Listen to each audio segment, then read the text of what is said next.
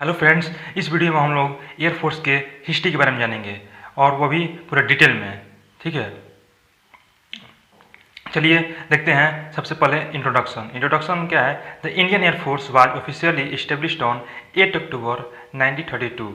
Indian air force का जो स्थापना हुआ था वो 8 अक्टूबर 1932 को हुआ था। Its first AC flight come in to being on 1 April 1933। ठीक है, इसका पहला जो फ्लाइट हुआ था वो आपका उड़ा था कब?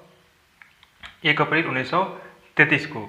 It possessed a strength of 6 RAF trained officer and 19 हवाई सिपाही, लिटरली एयर सोल्जर। उस समय आपके सबसे पहले 6 RAF बोलते थे हम, पहले हम एयरफोर्स का पुराना नाम था रॉयल एयरफोर्स, तो वो RAF royal air force trained officer थे। और 19 ये हिंदी में लिखा है हवाई सिपाही, जिसको कि एयर सोल्जर बोलते हैं अब। The aircraft inventory comprised of 4 Westland Wapiti second a army cooperation by plane at Drigh road as the flight nucleus of plan number 1 army cooperation squadron. जो एयरक्राफ्ट इन्वेंट्री है वो कितने वेस्टलैंड वापती से बना है? 4। ठीक है, 4 Westland Wapiti second a army के कोऑपरेशन से, जो कि द्रिग रोड में है, जो कि आपका प्लान नंबर 1 स्क्वाड्रन का एक केंद्र है। ठीक है, जिस तरह आपका रेजिमेंट होता है आपका आर्मी में, उसी तरह स्क्वाड्रन इसमें होता है। ठीक है, ये आपका 4 आपका वेस्टलैंड वापती सेकेंड ए था। अब देखिए, a glance at the annals of its history will help us understood the glorious years of our legendary air force.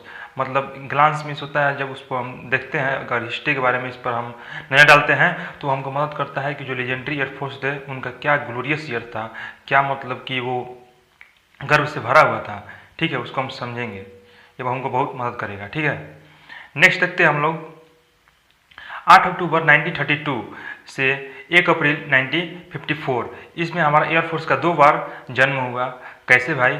देखते हैं। The 2 dates mentioned above are landmark in the history of Indian air force. 2 date मतलब कि हमारे air force, Indian air force की history में है। कौन कौन? एक है 8 अक्टूबर 1932, जिसमें आपका इंडियन एयरफोर्स आया, और 1 अप्रैल 1954 को एयर मार्शल सुब्रतो मुखर्जी, जो कि एक इंडियन थे, one of the founding members of air force, took over as the first Indian chief of air staff. Air marshal Subroto Mukherjee आपको एयरफोर्स के फाउंडिंग मेंबर जो थे वो शपथ लिए first Indian chief of air staff. क्या? First Indian chief of air staff. ठीक है, अब आगे देखते हैं। The interim witness the most bloodiest war in the history of mankind for the second time world war 2। ठीक है, सेकेंड वर्ल्ड वार टाइम की तरफ ये जो था, the interim witness the most bloodiest war in the history of mankind. Mankind की history में बहुत ही ब्लडीस्ट वार था आपका सेकेंड वर्ल्ड वार। उस समय ये बहुत ही हेल्प किया air force. The IF lent it support to UK during the war. ये यूको को सपोर्ट किया। ठीक है, अपना एयरफोर्स भेजा था किसको? ब्रिटिश को during the war. K Majumdar, one of the legendary heroes of the Indian air force, was one of the 12th best pilots of the allied air force. जो आपके ये क्या बोलते हैं, के मजूमदार थे, वो लीजेंडरी हीरो थे। लीजेंड जैसे बोलते हैं जो लोग खेल कर मतलब रिटायर हो गए और उन्होंने कुछ अपने देश के लिए किया है, तो वो आपका 12 बेस्ट पायलट में से एक थे। The same decade also saw the birth of an independent India followed by formation of Indian air force as we know it today. और उसी दशक में आपका एक बार फिर से इंडिपेंडेंट इंडिया का आपका बर्थ हुआ, जिससे आपका इंडियन एयरफोर्स, जिससे आज हम जानते हैं। पहले इसका रॉयल एयरफोर्स नाम था, अब इसका नाम हो गया इंडियन एयरफोर्स। ठीक है, आज़ादी के बाद 1955 से 1971 अ पीरियड ऑफ टर्माइल। इसमें मतलब टर्माइल का मतलब कि इसमें बहुत ही हलचल हुआ। इसमें मतलब बहुत ही एयरफोर्स का बहुत ही जैसे होता है काफ़ी चीज़ जो है इसके अंदर आया।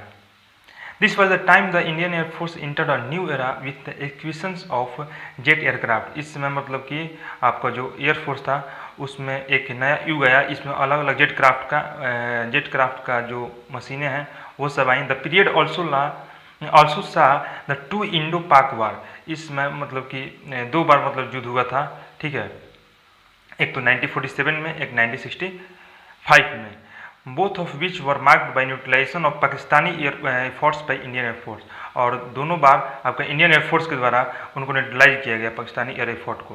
The IF also contribute to the United Nation peace keeping mission in Congo as well as the Sino India conflict with dedication and commitment.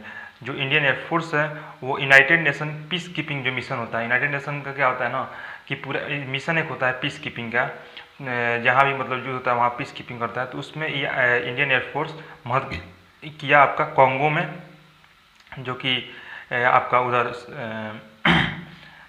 जो कि एशिया का मतलब ये देश नहीं है, साउथ अफ्रीका का है। As well as the Sino India conflict, Sino India conflict जो है उसमें मदद किया विद डेडिकेशन और कमिटमेंट के साथ, ठीक है। फिर उसके बाद 1972 से 1990 और टाइम ऑफ प्रोग्रेस, इसमें आपका मतलब कि एयरफोर्स का बहुत ही प्रोग्रेस हुआ। Over the next 2 decades the Indian air force undertook massive upgrading of its aircraft and equipment. इसमें बहुत ही मशीनें और एयरक्राफ्ट का अपग्रेड किया गया, उसको अपडेट किया गया, ठीक है, ये 20 साल में, ठीक है। As a part of process the Indian air force introduced over 20 new aircraft types. इसमें मतलब कि 20 नए एयरक्राफ्ट आए। Jaguars and several variations of MiG were among the aircraft introduced to replace the Dakotas and packets. Jaguar और उसके बहुत सारे जो वेरिएशन है वो आपके एयरक्राफ्ट के बीच जो कि डकोटाज और पैकेट्स को रिप्लेस किए हैं। The MiG is a revolutionary aircraft that was introduced to Indian fleet in the 80s। जो 1980s में आपका जो मिग था वो एक क्रांतिकारी एयरक्राफ्ट था। The same period also witnessed a number of world record set by Indian air force personal. और उसी पीरियड में आपका जो एयरफोर्स पर्सनल होता है, जो सोल्जर होते हैं, उनके द्वारा मतलब बहुत सारे रिकॉर्ड बनाए गए, world record. Squadron leader Makar and flight lieutenant RTS Chinna set a world record by bombing from there MiG-17 helicopter in Ladakh at altitude of 50 metre, 5050 metre पर ये बम्बारमेंट वहाँ से बम्बिंग किए। ये एक वर्ल्ड रिकॉर्ड है। और squadron leader Sanjay Thapar was the first Indian to para jump over the South Pole. Para jump जो होता है आपका हेलीकॉप्टर से कूदा जाता है नीचे पैराग्लाइडिंग की मदद से। Exploring new vistas, Squadron leader Rakesh Sharma was the first Indian cosmonaut to venture into outer space as a part of Indo-Soviet space, यहाँ पर आगे स्पेस प्रोग्राम है। तो कह रहा है कि ये नया विस्तार मतलब एक्सप्लोर हुआ और squadron leader Rakesh Sharma first Indian cosmonaut थे जो कि आउटर स्पेस में गए थे।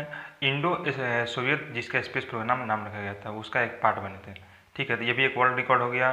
फिर आपका 50 मीटर सॉलिट्यूड पर बम्बारमेंट किया गया, ये सब रिकॉर्ड बनाया गया था, ठीक है।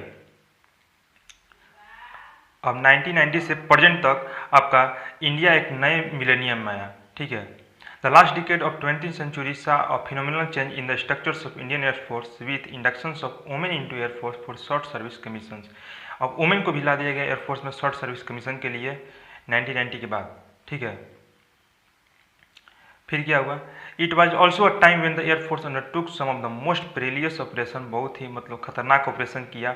इन 1919 the Indian air force undertook operation Safed Sagar, the most unique operation undertaken by any air force in the world. पूरे वर्ल्ड में किसी एयरफोर्स द्वारा बहुत ही यूनिक लिया गया था। And air attack was launched and own at a unprecedented height, जो कि आप कल्पना नहीं कर सकते हैं वैसा हाइट पर ये जीते हैं। Under hostile climatic conditions against and including enemy, और इनेमी के खिलाफ मतलब ये गजब के क्लाइमेटिक सिचुएशन में कंडीशन में।